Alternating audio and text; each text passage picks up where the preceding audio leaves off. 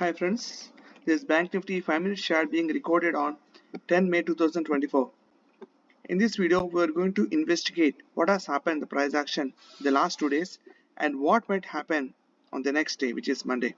So let's quickly jump into analysis. Clearly, you can see that pivots 2, 4 and 6. So these have been very strong. Whenever price is approaching this inward frequency line at these pivots, sellers are showing their dominance by creating lower highs and lower lows. So let's quickly understand why 6 could be a potential short entry with some analysis. So as you can see that price has closed below this point, this pivot 3. Okay, so which means sellers from pivot 4 have shown dominance over buyers from pivot 3, which is indicating that these sellers are very strong indeed. So whenever price is touching that inward frequency line and then creating a small temporary loss, then we can indicate that these sellers think that these sellers are again becoming active and could further push the price. Okay, so that is the understanding. Now with that note, we have to draw some lines and then see if 6 could be a potential short entry. To do that, what we can do is we can draw a frequency line, isn't it, touching all highs. You see that the same line is being respected by price exactly the same point where this inward frequency, which means the point where sellers are actually taking control of the market, is being respected at pivot 6.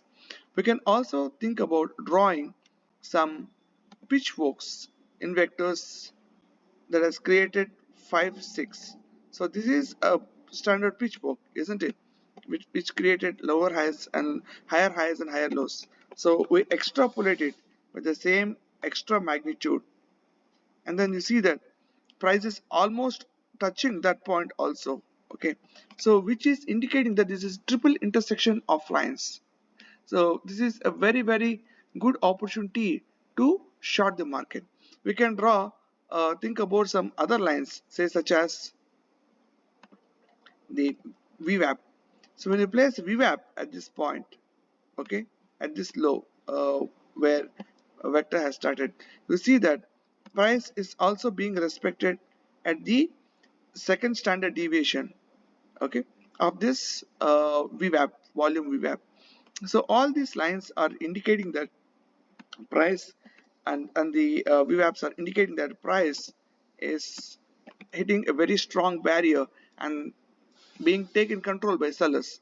So what we can do is we can draw a pitchfork to identify the short entry.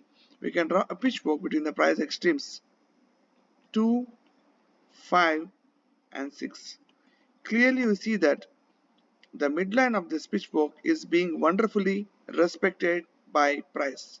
So this is a very good short entry if we have entered the market at that point of time. You can also see that price is respecting the outward line of this pitchfork here. So if you have missed to enter the short trade here, there was an opportunity at this point when price is testing the same high which is created before creating this downward momentum. So this is how we had to read the price and assume trades.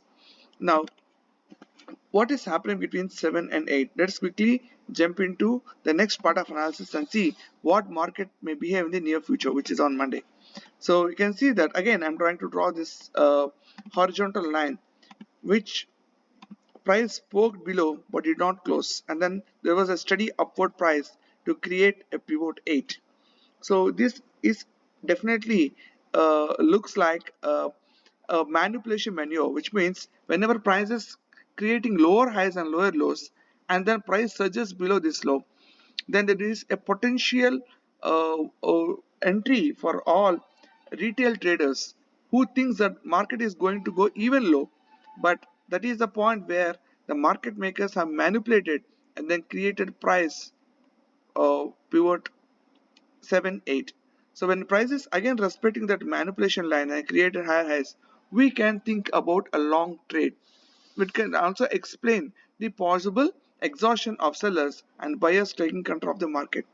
But price is not as easy as it can be understood. What we can do is we can draw some pitchforks and then see if indeed 7 is exhaustion point or 8 is that point where sellers are again taking control of the market. So let's again draw some line and see where 7 or 8, which of them are going to take control of the market. To do that, again we can draw a pitchfork between the price extremes 1, 2 and 3. So clearly you can see that this line is being respected by price by this pitchfork. Also, we can draw a price vector pitchfork between price vectors 2, 2, 5 and 6.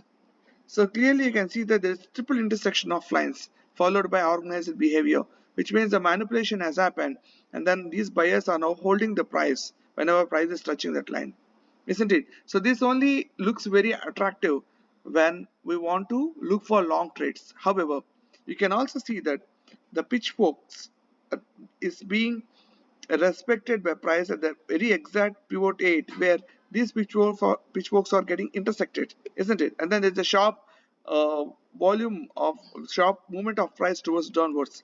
So this could also be a potential entry for short positions, and then we can expect the price to reach the midline of this pitchfork again if these sellers from 8 are indeed stronger. So who among them are going to win the price, win the market?